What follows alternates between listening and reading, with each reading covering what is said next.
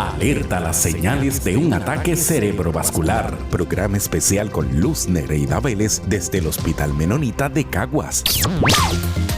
Desafortunadamente, cada sobreviviente de derrame cerebral tiene un mayor riesgo de derrame cerebral recurrente.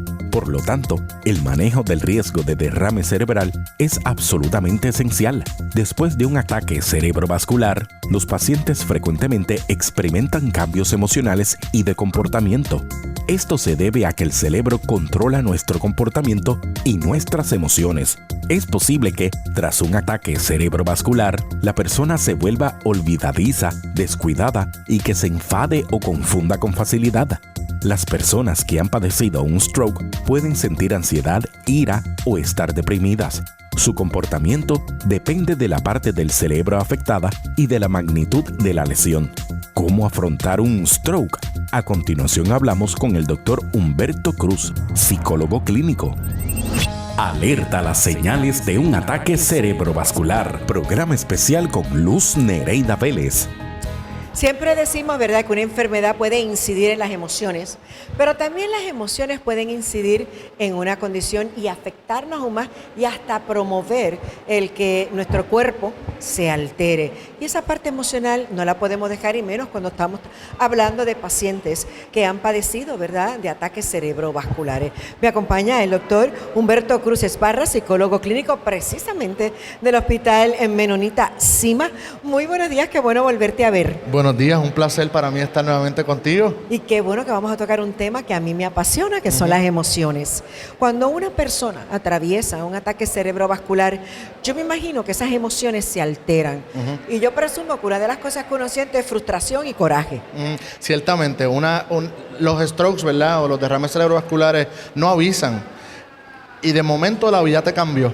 De momento ya no hay ese control, ya no me siento igual, ya no soy el mismo, porque dependiendo de dónde el cerebro pudo haber sufrido ese cambio, comenzamos a ver unas deficiencias desde cognitivas, ejecutivas, que pudiesen alterar mi funcionamiento diario. Y ciertamente las emociones juegan un papel fundamental que muy pocas veces es considerado dentro del proceso de recuperación. Sin embargo, es lo que debemos atender muy, muy de cerca una vez el paciente sufre un derrame cerebral. Presumo que algo bueno que tienen ustedes aquí es que ustedes son como multidisciplinarios. Sí. Entra la persona por una condición, pero si necesita de ver X o Y, también a un psicólogo se le provee el servicio, porque tenemos que trabajar ese ser humano como un todo. Holísticamente. Esto, la cabeza, ¿verdad?, no la podemos quitar de aquí y ver nada más que la parte de los hombros para abajo.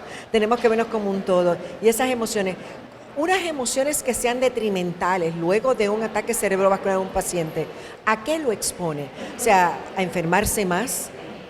Bueno, básicamente una de las emociones más características es el coraje y la frustración, ¿verdad? El yo no poder realizar lo que antes hacía. Eso, a consecuencia, sufro ansiedad, sufro estrés y como finalidad depresión, ¿verdad? A veces escalan, y de hecho, algo bien interesante, las investigaciones señalan que los pacientes de stroke que debutan en una condición como esta nunca habían sufrido posiblemente una condición o debutado una condición de salud mental hasta tener el stroke. Así que es importante que entendamos que en los hospitales, ¿verdad?, en nuestro hospital trabajamos de manera holística y buscamos siempre que el paciente tenga las estrategias post el encontrar qué deficiencias ahora tengo luego de haber sufrido esto. Y no tan solo es el paciente, también miramos sistémicamente a la familia, miramos cómo la familia se puede afectar, miramos si la familia posee las estrategias necesarias, ¿verdad?, para poder afrontar efectivamente este daño que muchas veces es irreversible, pero que en muchos de los casos tiene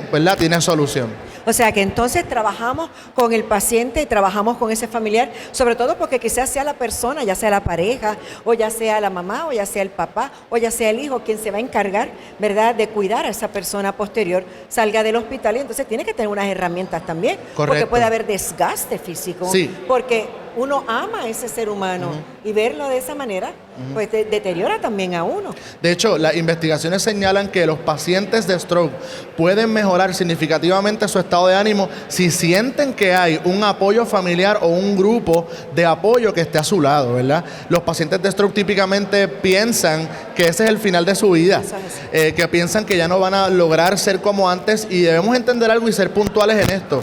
podemos ganar nuevamente la movilidad, pudiésemos nuevamente ganar las funciones, pero va a tomar tiempo. Así que muchos de estos pacientes desarrollan o debutan condiciones como ansiedad generalizada, porque muchos de ellos tienen que abandonar sus trabajos, muchos de ellos tienen que ya dejar de compartir con los amigos de antes, porque hay unas consideraciones que se tienen que tener a la hora de nosotros poder enfrentar, ¿verdad?, el diagnóstico. Hay unos ajustes en la dieta, hay unos ajustes en las horas del sueño. Ahora tengo que incluir unos medicamentos, ¿verdad? Y todo esto pudiese ocasionar un problema, un desorden de ajuste. Donde antes yo tenía una calidad de vida, por ahora tengo que poner una pausa para poder recuperar y luego pudiese yo poco a poco incluirme en mis rutinas diarias. Pero eso es algo que toma tiempo y que no todo el mundo tiene la capacidad. Es por eso que los psicólogos, ¿verdad?, jugamos un papel fundamental en este proceso, e inclusive el aspecto neuropsicológico del mismo, ya que nosotros podemos proveer herramientas, pruebas, ¿verdad?, psicométricas, pruebas de inteligencia para ver cuán apto está este paciente para seguir las instrucciones de los médicos, para adherirse al tratamiento correctamente, para que el familiar pueda entender y él pueda entender las dinámicas del familiar, porque aquí el paciente de stroke no es el único que sufre, sufre su sistema, así que el sistema también tiene que acostumbrarse a una nueva realidad, ¿verdad? Y esta nueva realidad, pues nosotros somos los que la trabajamos. A ese sistema de apoyo que es tan importante, ¿verdad? Porque es lo que le va a ofrecer calidad de vida mientras dure ese proceso. Y entender que vamos a tener que pasar, ¿verdad?, por un proceso de rehabilitación, que vamos a tener que ir, como tú dices, la paciencia, ¿verdad? Dicen que es una virtud, hay que ser paciente con eso. Definitivamente. Vemos cambios en el paciente, vemos típicamente cambios en su personalidad, ¿verdad? Y a veces decimos, este paciente no será el mismo. Y ciertamente, posiblemente no será el mismo, pero será una mejor versión.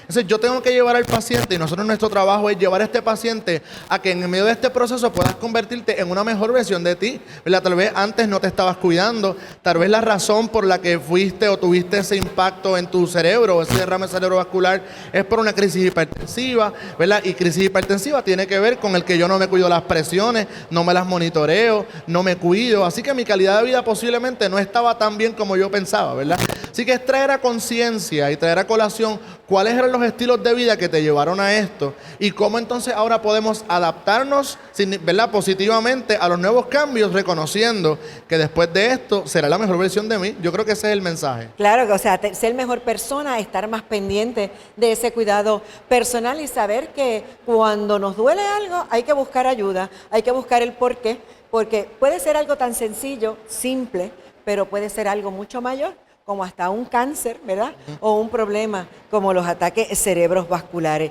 Así que ustedes en conjunto con esos terapistas, con los neurólogos, con los neurocirujanos, trabajan mano a mano para ayudar a ese paciente con psicoterapia, para poderlo engranar de nuevo, a que se acepte y a que vaya poco a poco aprendiendo nuevamente a caminar, a hablar. Correcto, se llaman estrategias psicoadaptativas. Buscamos que el paciente busque entender que es un proceso momentáneo, ¿verdad? No es para siempre.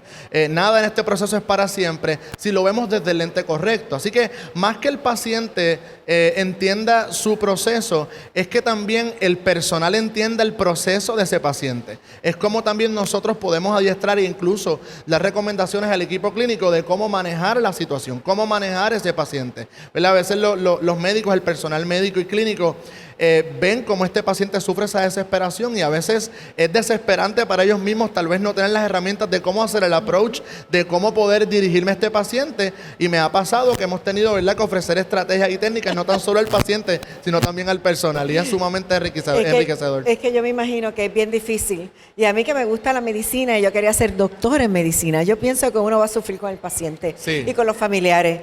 Hace un tiempito fui a una unidad, ¿verdad?, de cáncer y porque un paciente me quería conocer, y cuando miro a las enfermeras y miro a los médicos y veo esa entrega, ese amor, veo esa área tan hermosa, la tienen bien decorada para ambientar y que los pacientes se sientan bien, yo le dije, aquí debe haber habido muchas alegrías pero también muchas lágrimas, y me dijeron sí.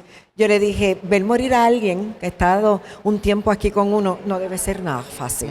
Y me dijeron que no. Y lo mismo pasa con tu unidad de los médicos. Así mismo es. O sea, con los ataques cerebrovasculares. Sí. Son duelos, O sea, ¿verdad? se afectan, Sí. se afectan. Sí, y se vive así, se vive como un duelo, ¿verdad? Y el duelo tenemos que entender que es un proceso paulativo en donde se atraviesan unas etapas. No todo el mundo atraviesa las etapas de la misma manera, pero el duelo primero, ¿verdad? Esa negación, esa ira, luego esa negociación con la situación. Incluso personas caen en depresión y posteriormente, ¿verdad?, la aceptación del proceso. Aunque no es un proceso que ocurre en todas sus etapas, ¿verdad? Cada quien es diferente cómo lo maneja, pero sí ciertamente se vive mucha tristeza, aunque también cuando comenzamos a ver los nuevos... Los cambios positivos. Los cambios positivos los celebramos, pero ya usted sabe, por Ay, todo lo alto. Me encanta, doctor Humberto Cruz, ¿verdad? Que ustedes estén mano a mano con los pacientes, que estén ahí también con el equipo médico y de enfermera, porque definitivamente el manejo de las emociones hay que trabajarlo. No podemos decir, yo estoy 100% bien. Mire, siempre va a haber alguito. Sí. Y es bueno de vez en cuando, mire, visitarlos a ellos, a ese psicólogo clínico, a ese psiquiatra, si no me siento bien de las emociones. Claro que sí, nosotros estamos siempre para servir a la comunidad y a todos nuestros pacientes. Realmente la experiencia de un paciente nos enseña mucho también a nosotros, ¿verdad? Los pacientes son una enciclopedia que cada vez nos certifican que cuando pensamos que sabíamos todo nos dábamos cuenta que no sabíamos nada.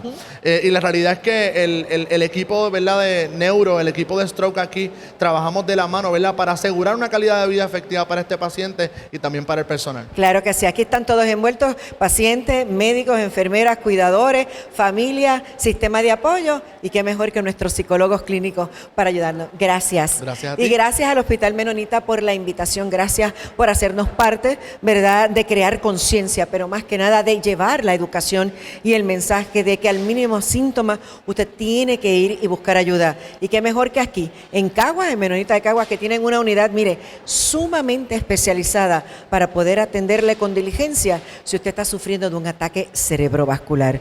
Que tengan una semana maravillosa, llena de muchas bendiciones. Que Dios me los cuide. Será hasta la semana entrante. Alerta a las señales de un ataque cerebrovascular. Programa especial con Luz Nereida Vélez. Fue traído a ustedes por el Sistema de Salud Menonita. Gracias por su sintonía.